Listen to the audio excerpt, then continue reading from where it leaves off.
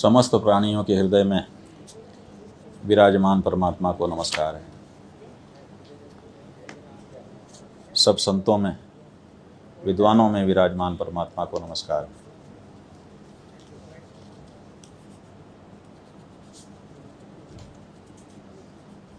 बड़ी दुख का विषय है कि भारत की भूमि पर भारत की संस्कृति के विरुद्ध आचरण कदम कदम पर अब दिखाई देने लगे हैं। अभी हम लोग चातुर्मास्य के लिए मुंबई आए। पुराना ये शहर है, मुंबा देवी भगवती के नाम पर बसा हुआ शहर है। मुंबा और आई दोनों को मिलाने से मुंबई बना था, और वो मुंबई तो है आज, लेकिन वो माँ की जो संवेदना है उसको कहीं ना कहीं तिरोहित किया जा रहा है, हटाया जा रहा है। एक माँ अपने सब बच्चों से प्यार करती है। ये बच्चा कमा के लाता है, बड़ा समझदार है, इसलिए मैं इससे ही प्यार करूँगी, ऐसा किसी माँ के द्वारा सोचा गया हो, आज तक कहीं उदाहरण नहीं मिलता। कमाने वाला, समझ लेने वाला, अच्छे से व्यवहार करने वाला, आज्ञा का पालन करने वाला जितना माँ को प्यारा होता है, उतना ही ना कमाने वाला और असावधान रहने वाला बच्चा भी प्यारा होता है। और इसी बात को, माँ के इसी हृदय को लेकर के भारतीय संस्कृति का निर्माण हुआ, जिसमें सब प्राणियों के लिए अपार करुणा और स्नेह सम्मिलित था। यही कारण है कि महात्मा गांधी ने जब प्रवचन किया तो उन्होंने क्या कहा? उन्होंने कहा, किसी देश की संस्कृति कितनी विकसित है, अगर इस बात को आप जानना चाहते हैं तो वहाँ के पशु पक्षियों को देखो। अगर पशु पक्षी वहाँ पर प्रसन्नतापूर्वक जीवन यापन कर रहे हैं, इसका मतलब है कि उस देश की संस्कृति बहुत ऊंची है। ये विचार कि सारी दुनिया मनुष्य के लिए बनाई गई है, इसलिए मनुष्य को अधिकार है कि वो पहाड़ को चाहे तो तोड़ करके मैदान बना दे, वो नदी को चाहे तो बांध करके जहाँ चाहे वहाँ मोड़ दे, वो चाहे तो किसी पशु पक्षी को काट करके खा ले, ये अधिकार नहीं दिया गया है। भारतीय संस्कृति में कम से कम इसको स्थान नहीं।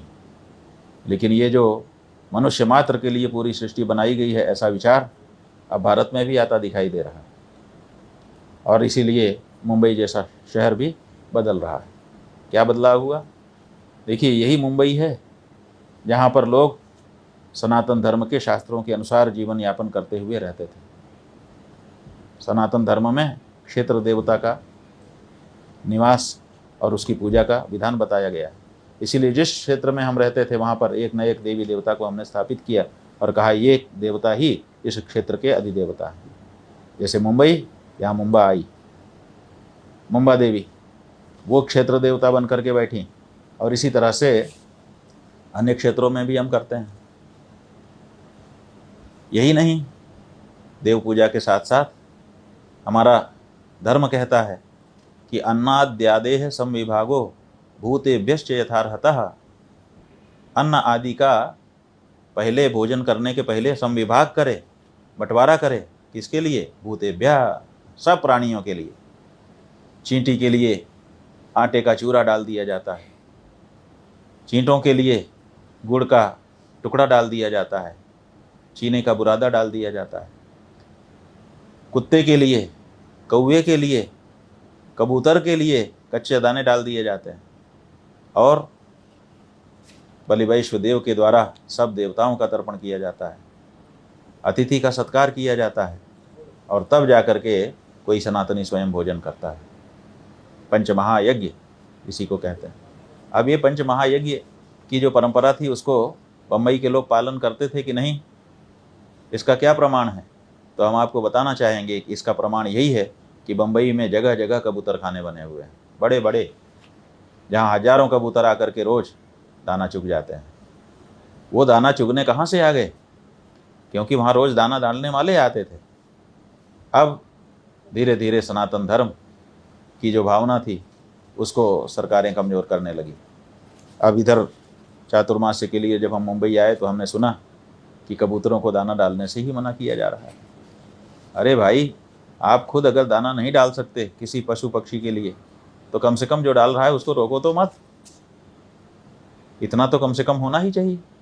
लेकिन यहाँ की सरकार किसी विदेशी रिपोर्ट के आधार पर यह सुनिश्चित करके बैठ गई है कि इससे लोगों के स्वास्थ्य को खतरा हो रहा है।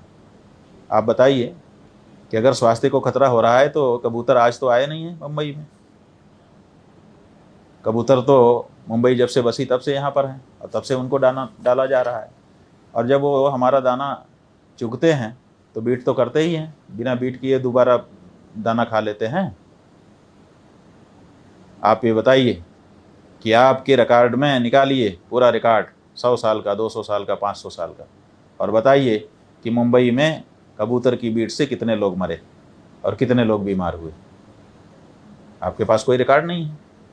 विदेश में कहीं पर कोई अध्ययन हो गया और आप उसकी रिपोर्ट को देख करके यहाँ पर लाखों लाख कबूतरों के जीवन को संकट में डाल दे रहे हैं।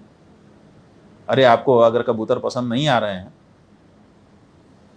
तो उनको विस्थापित करिए, योजना बनाइए, धीरे धीरे धीरे धीरे उनको एक सुरक्षित स्थान दे दीजिए, वहाँ पर वो आबाद हो जाएंगे। लेकिन उनका दाना बंद करके उनको मरने के लिए मजबूर कर देना, ये कबूतरों की हत्या है। और इससे पता चलता है कि भारतीय संस्कृति भारत से अब समाप्त हो रही है, पाश्चात्य संस्कृति आकर के यहाँ पर कब्जा जमा रही है। भारत के लोगों ने बाहरी लोगों को भगाया था कि आप आए हो, अपनी संस्कृति हमारे ऊपर लाद रहे हो, हम आपको भगा रहे हैं। क्यों? क्योंकि हम अपनी संस्कृति के अनुसार जीना चाहेंगे। और उनके स्थान पर जो हमारे ही वोट से बैठे लोग हैं वो अब हमारी ही संस्कृति को, इसका मतलब है कि हमारे अनुसार सरकारें शासन नहीं कर रही हैं, अभी भी उन्हीं के अनुसार वो शासन कर रही हैं। क्या उनसे प्रायोजित तो नहीं है, अंदर से कोई समझौता तो नहीं है? इस बारे में हम लोगों को विचार करना पड़ रहा है। अस्तु, ये विषय दूसरा हो जा रहा है। हमारा ये कहना है कि ये देखिए, थोड़े दिन पहले कुछ लोग हमसे मिले थे तो उन्होंने इस समस्या के बारे में हमको बताया था। हमने प्रेस कॉन्फ्रेंस की थी, उसमें भी हमने इस विषय को उठाया था। बाद में अपने दैनिक सत्संग में भी हमने इस विषय को उठाया। लेकिन आज तो हमारे पास ये 2 पत्र आए हैं। एक है गच्छाधिपति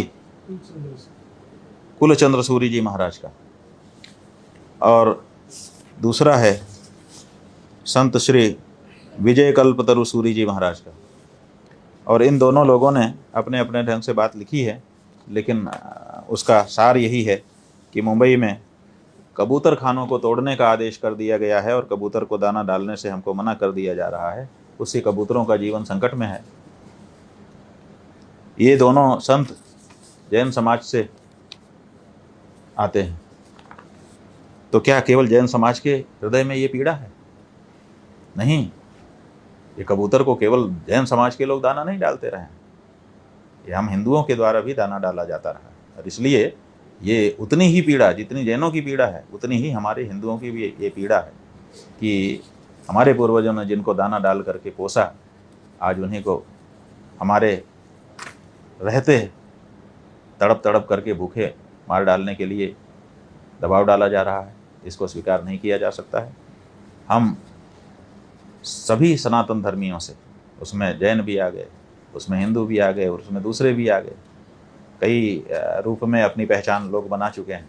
उन सब से अनुरोध करना चाहते हैं कि आपकी जो भी पहचान आपस में हम लोग बना करके काम कर रहे हों, लेकिन हमारी असली पहचान तो भारतीय संस्कृति ही है ना। और भारतीय संस्कृति में सबको लेकर के, सबको सुखी करते हुए सर्वे भवन्तु सुखिनः की भावना व्यक्त की गई। तो जिस देश में कबूतर दुखी रहेगा उस देश में मनुष्य कैसे सुखी रह लेगा? अरे हम हिंदुओं को याद दिलाना चाहेंगे कि आप पुराण पढ़ो। आपका जो चक्रवर्ती राजा था शिवी, उसके सामने एक दिन एक कबूतर आकर के गिरा, पीछे एक बाज आया था, वो उसको झपट्टा मार करके खाना चाहता था। राजा ने कहा छोड़ दो, ये हमारे शरणागत है, इसको हमारे सामने तुम नहीं मार सकते हो। बाज ने कहा हमें क्या दिक्कत है, हमें तो भूख लगी है, हमें आप भोजन दे दीजिए, अपना मांस काट करके दे दीजिए, हम उसी को खा करके पेट भर लेंगे। राजा शिवी ने कहा कि बिल्कुल। तराजू लगाया गया, कबूतर की तौल का मांस काट करके शिवी ने दे दिया। कहते हैं वहाँ लिखा हुआ है कि कबूतर जो है वैसे हल्का नहीं था जितना समझा जा रहा था कि पाव 2 पाव का होगा। कबूतर के लिए शिवी के अंग पे अंग कटने लग गए और तब भगवान प्रकट हुए। कहने का मतलब ये है कि हमारे यहाँ का राजा इतना संवेदनशील होता था कि एक कबूतर को बचाने के लिए वो अपना मांस काट करके दे देता था।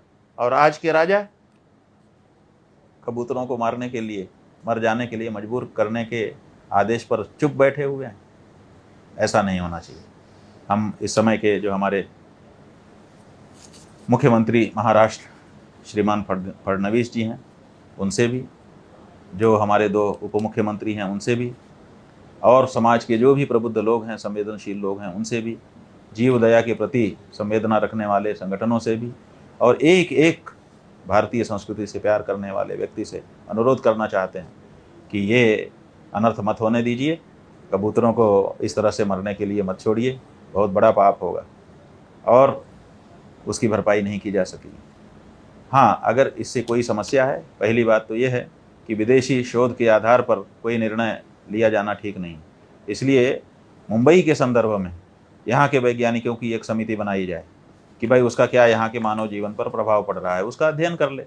1 महीने में कर ले, 2 महीने में कर ले, 4 महीने में कर ले। इतना बड़ा निर्णय हमको लेना है, समय लगा करके अच्छे से इस बारे में हमारे वैज्ञानिकों के द्वारा अध्ययन हो जाए और उस अध्ययन के बाद जो जरूरी हो वो सब किया जाए।